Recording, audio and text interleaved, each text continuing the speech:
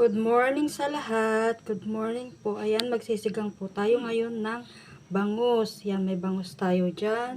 Ito po, meron po tayong sibuyas. Meron din po tayong seasoning para malasa ang ating sabaw. Ayan, andyan din po ang ating asin. Ito ang ating bechin. May talong din po tayo dyan. May kamatis, may sili. At meron din po tayong talbos ng kamote. Ayan. Yan lang po available sa aking rep. Yang talbos ng kamote. Ayan po guys. Ayan guys. Magpapakulo na po tayo ng tubig.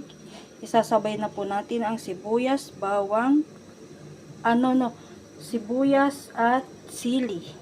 With kamatis. Ayan po. Sasabay na po natin siya. Sabay natin ang sili at sibuyas. Ilalagay na rin po natin ang sibuyas. Ayan. Iwan po natin yung mamaya po ilalagay natin pag kumulo ang ating sabaw. Idadagdag na rin po natin ang ating asin. Yan ang ating asin. Antayin lang po natin siyang kumulo. At maluto ang ating kamatis. Bago natin ilagay ang ating mga isda at mga iba pang gulay. Ayan guys, tignan natin kung luto ng ating kamatis. Ayan, kumukulo na po siya. Ilagay na po na natin yung iba pang gulay at pampalasa. Lagay po natin ang pampalasa. Ayan.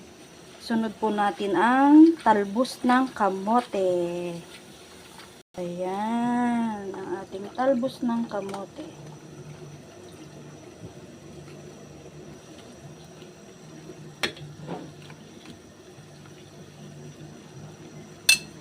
Sunod po natin ang ating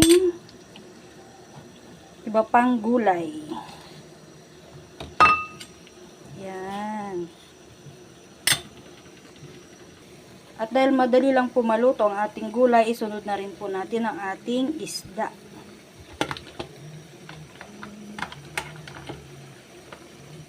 Wow! Ang ating isda. Ayan, ang ating bangus. Dahil antayin din po natin uli maluto ang ating isda kasama ang ating gulay bago po natin ito lagyan ng panigang at pampalasa. Takpan po natin para po mabilis maluto. Ayan, tignan po natin kung luto na ang ating. Ayan, napakasarap po ng ating sinigang. Uy! Ngayon po lalagyan natin ng pampalasa at pang-asim.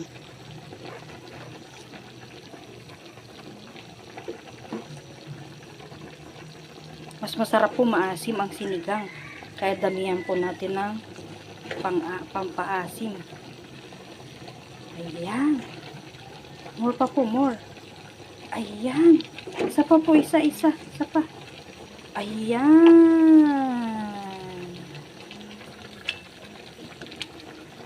Lubog lang po natin yung ibang pampaasim para po maghalo-halo sila. Ayan. Uy, sarap. Ayan guys, tignan po natin. Ayan. Uy, napakasarap. Uy, sarap. Lagyan na rin po natin siya ng pampalasa. Ito po ang ating bechin. Yan. Tikman po natin. Ang sarap naman. Fresh na fresh po ang ating bangus. Kabibili lang po kaninang umaga. At kakukuha lang po yan kaninang madaling araw sa palengke. Ayan. Tikman po natin kung anong lasa ng ating sinigang.